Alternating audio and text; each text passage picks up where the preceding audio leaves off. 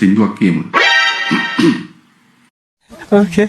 මේ සසර තනව්වේ අපි අසරණ වෙලා වගේ හිතට දැනෙනවා බුදුහාමුදුරුවනේ අපි අසරණ වෙලා වගේ මොකක් කරලා තියෙන්නේ? හිටපු අධිකරණ අමාත්‍ය විජේදාස රාජපක්ෂගේ පුත් රකිත රාජපක්ෂ හා හොරණ සමගි බලවේගයේ සංවිධායක චරිත් අබේසිංහ අල්ලසෝ දූෂණ විමර්ශන කොමිෂන් සභාව මගින් අත්අඩංගුවට ගෙන තිබෙනවා. හොරකම් කරුවා කියන්නේ කොහොප්පු? ඒ සංවිධානාත්මක අපරාධකරුවෙකු වන නදුන් චින්තක නොහොත් හරක්කටා ත්‍රස්තවාදයේ වැළැක්වීමේ පනතේ රඳවා ගැනීමේ නියෝග වලින් වෙන් කර වෙනම බන්ධනාගාරයකට යොමු කිරීම හා අපරාධ පරීක්ෂණ දෙපාර්තමේන්තු නිලධාරීන්ට අල්ලස් දී ඔහුව සාමාන්‍ය සිරකරුවෙකු ලෙස රඳවා ගැනීම සඳහා රුපියල් ලක්ෂ 1200ක මුදලක් අල්ලස් වශයෙන් ලබාගත් බව කියන සිද්ධියක් සම්බන්ධයෙන්. අනේ දෙයනේ oh my god. Ready?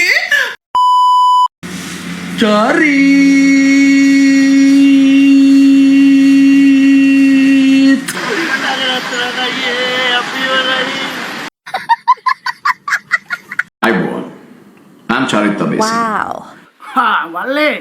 A telecinema director, a cinematographer, an actor, විශාල කරදරයක් වුණානේ මේක. a singer, and a presenter. මට නිකන් මිනිමරුවෙක් වගේ පෙනුමක් තියෙනවා. But why am I entering into politics? ඇහුන්නේ. Why am I entering into politics? I don't know.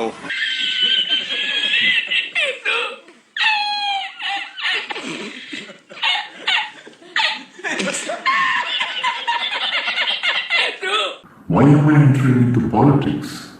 ඇයි අපේ කලාකරු දේශපාලනයට යන්නේ? දන්නේ නැහැ. තව අවුරුදු 5කින් ඡන්ද ඉල්ලන්න බලාගෙන ඉන්න අපේ කලාකරු පිරිසකුත් ඉන්නවා අපේ අතර අපේ වයසේ අපි දන්න හිතවත් යාළුවෝ ඉන්නවා. මම ඊළඟ ටර්න් එක ගන්න ඉන්නයි. බලන්නකෝ ඇයි කලාකරු ඇයි මං ඔබ ඡන්ද ඉල්ලන්න යන්නේ? ඔබ දැන් හොඳට ඉන්නවනේ.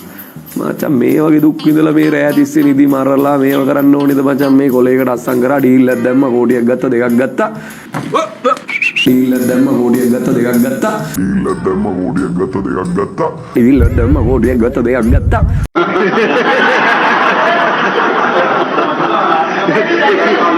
මචං එහෙම හම්බ කරන්න පුළුවන්කම තියාගෙන ඇයි අපි මේ නිකන් දුක් විඳින්නේ? එතකොට දැන් ඕකස්සේ තියෙන ජනතා සේවය මොකක්ද? What do I even know about politics? It's only fair for anyone to have such concerns. I would like to have a live dialogue on that with all of you on the 19th of October at 4 p.m. live on my YouTube channel and my social media channels. Let's talk without prejudice. Sri Lanka, Vamadirian Saracen.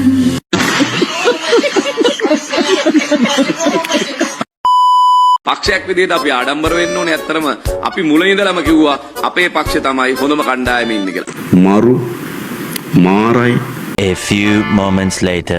හොරණ සමගි බලවේගයේ සංවිධායක චරිත් අබේසිංහ අල්ලසෝ දූෂණ විමර්ශන commission සභාව මගින් අත්අඩංගුවට ගෙන තිබෙනවා. අපි කිව්වා සජිත් ප්‍රේමදාස එක්ක තමයි හොඳම කණ්ඩායම ඉන්නේ කියලා. හරි ලස්සනයි. Very good.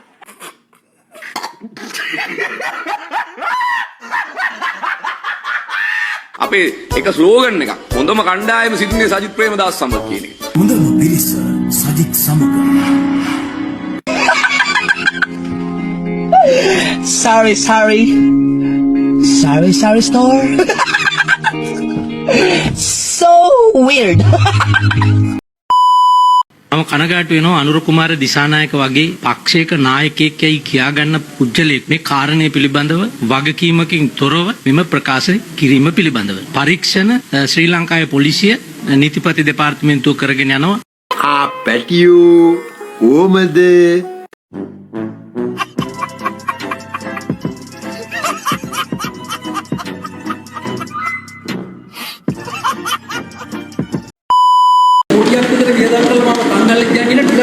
දේශබන්දු දෙන්න කොණ්ඩයි කෝටි 30ක් දුන්නේ තියෙකට.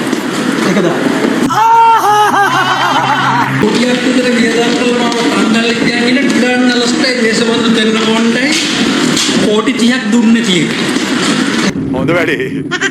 පිස්තෝලේ ගන්නවද? මම අහන ප්‍රශ්නෙට උත්තර දෙන්න. පිස්තෝලේ ගන්නවා. පිස්තෝලේ ගන්න. ඔව්. ඇයි දැන් ආරක්ෂක සම්බන්ධ ප්‍රශ්නයක් තියෙනවද ඔබට? ඔව්. මේ අපිට කියන්නකෝ ඔයාට මේ රටේ ආරක්ෂාව සම්බන්ධව ප්‍රශ්නයක් නැද්ද?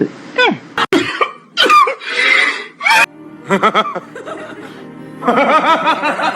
එහෙම ප්‍රශ්නයක් නෑ මට. ඇයි මම සාමාන්‍ය පුරවැසියෙක් කොමඩි පුරවැසියෙක් විදිහට ඔයා මුලින්ම රටක මේ ඕනම දියුණු රටක ඕනම දියුණු රටක පළවෙනිම දේ තමයි රාජ්‍ය ආරක්ෂාව.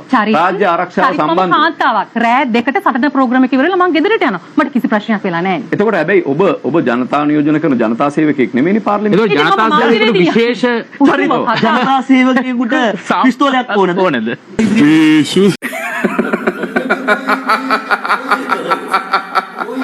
ඇයි නැත්තේ? මම මේ පාවිච්චි කරන්න නෙමෙයි.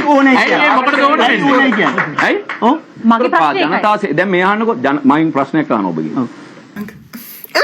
කිචු කිචු වගේ. ජනතා සේවකයන්ට මෙතෙක් දවසක් පිස්තෝල දීලා තිබුණා. මෙච්චර ඒක අනවශ්‍ය දෙයක්. ඒකෙන් ජනතා සේවකයෝ මිනිස්සුන්ට වෙඩි දීලා මරලා තියනවාද වැඩිපුර වෙලා තියෙන්නේ? උඹලා වගේ මේ තුප්පහේ වැඩි කරලා නෑ. උඹ එඩිතර සීනි පොන්නේක්. ත්‍රස්තවාදී සංවිධාන වලින් ඒකට සාමාන්‍ය මනුස්සයට වඩා විශේෂ ජනතා සේවකයෙකුට මොකද්ද වෙච්ච සැප? ඉතින් ඔබට ජනතා සේවකයෙකුට ආරක්ෂාවක් දෙන්න ඔයාට බයයිද ජනතාව? ගොඩනගලා තියෙනවද මෙහි?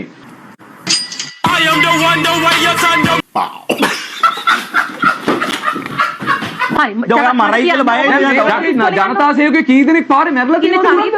උඹේ මං ඇට දෙක පුකවට කරගෙන දෙන්න කැරියා දැනගනි. එතකොට වෙඩි රටේ නෙමෙයිද හිටියේ? එතකොට දැන් ඔයාවත් මරයි කියලා බයයි. නෑ මරන්න ඕනි කෙනෙකුට පුළුවන් නේ. ඔබ එන වොටර් බිල් ටිකක් උඹ නිකන් හිතන්නේ බබ්බා පොෂ්පොරක් කියලා. උඹ නිකන් පිම්පියෙක් විතරයි. හරිද?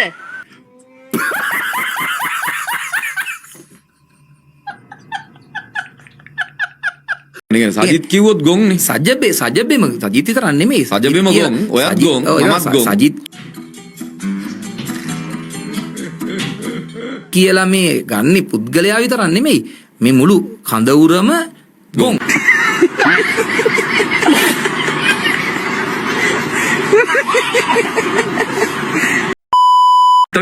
ඔබතුමාට පිස්තෝලත් එක්ක ලොකු ගනුදෙනුවක් තියෙනවා කියලා අපි දන්නවා. ඔබතුමාට පිස්තෝලයක් ලබා ගැනීම ඔබතුමානේ අර සෙල්ලම් පිස්තෝලයක් අරන් ගිහිල්ලා අර මාධ්‍ය ආයතනයක ගැලලා මේ පය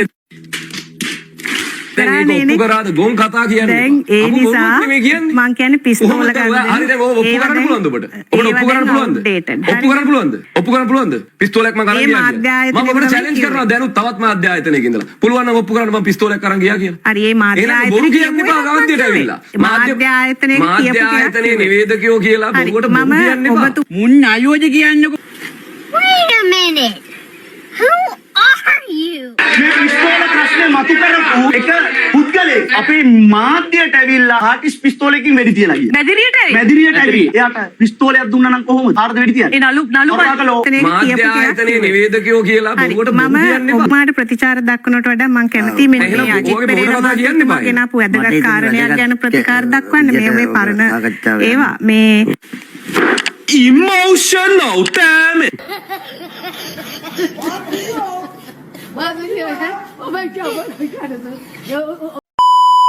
අපි දන්නවා අහලා තියෙන ඇරිස්ටෝටල් මහත්මයා කියලා තියෙන නීතිය පාලනය විය යුත්තේ උත්තරීතර බුද්ධියෙන් පමණයි. උත්තරීතර බුද්ධියෙන් පමණයි. උත්තරීතර බුද්ධියෙන් පමණයි. මේ සසර තනව්වේ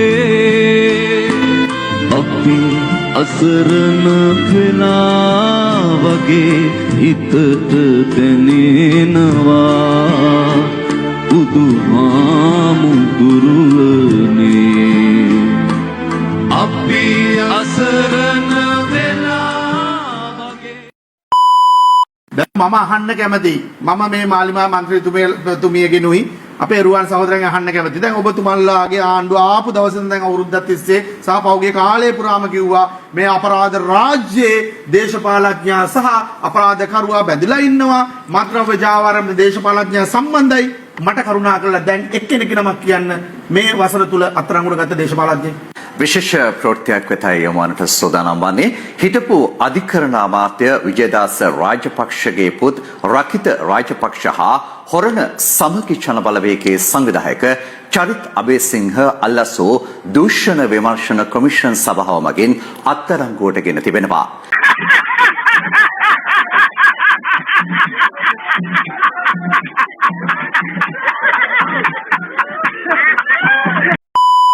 විජය කුමාරතුංගගේ කලාකරුවන් ඝාතනය වෙච්ච යුගයක අමිහිරි අත්දැකීම් මිටමොලවගෙන බලයට පැමිණි ආණ්ඩුවක් රටම දන්න කලාකරුවෙක් අත්අඩංගුවට ගැනීමේදී මීට වඩා ක්‍රමවත් සහ විධිමත් ක්‍රමවේදයක් පාවිච්චි කළ යුතුව තියෙනවා. ගෑනෝ යන්න.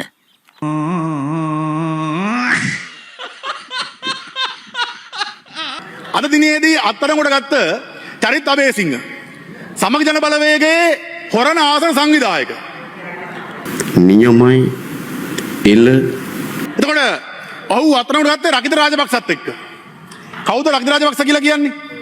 හිටපු අධිකරණ අමාත්‍ය විජේදාස රාජපක්ෂගේ පුතා. ඒතර අධිකරණ ඇමති විජේදාස රාජපක්ෂ ඉන්නකොට එයාගේ පුතා සමග ජන බලවේගයේ හොරණ සංවිධායකත් එක්ක එකතු වෙලා අල්ලසක් අරගෙන කෝටි 12ක අල්ලසක් අරගෙන මොකටද? ශ්‍රී ලංකාවේ නම ගිය ප්‍රධාන පෙළේ පාතාලයක බියෝ ගහන්න නැතුව සාමාන්‍ය සිරකරුවෙක් ලෙස රඳවා ගන්නවා කියලා අලසක් අරගෙන. ඒතකොට නිකන් හිතලා බලන්න. නිකන් හරි පහුගිය ජනාධිපතිවරණයේදී අනුර කුමාර දිසානායක කියන මිනිස්සයා හැර ජාතික ජන බලවේගයේ හැර මේ සමග ජන බලවේගයේ හරි සජිත් ප්‍රේමදාස හරි බලයටපත් වුණා නම් අර කිරකූඩුවේ ඉන්න මහින්දානන්ද අලුත්ගම අද කැබිනට් ඇමතිවරයෙක් කප්පන් ගත්ත ගම්පා සරණ ගුණවර්ධන අද කැබිනට් ඇමතිවරයෙක් ඔය හරක් කටා නිදහස් කරන්න අල්ලස් ගත්ත හොරණ සංවිධායක චරිත් අබේසිංහ අද සමහර විට නීතිය ක්‍රියාත්මක කර ඇමතිවරයෙක් වෙන්න තිබුණා. ඇත්ත සහතික ඇත්ත අපි හැමතුනේ. එහෙමනම් මේ රටට කුමක් වෙයිද? ගරු මන්ත්‍රීතුමනි. නිසා මේ රට ජනතාව සතුටු වෙන්න ඕනේ. පහුගිය මැතිවරණයේදී ඔවුන් ගත තීන්දුව ඉතාම නිවැරදි බව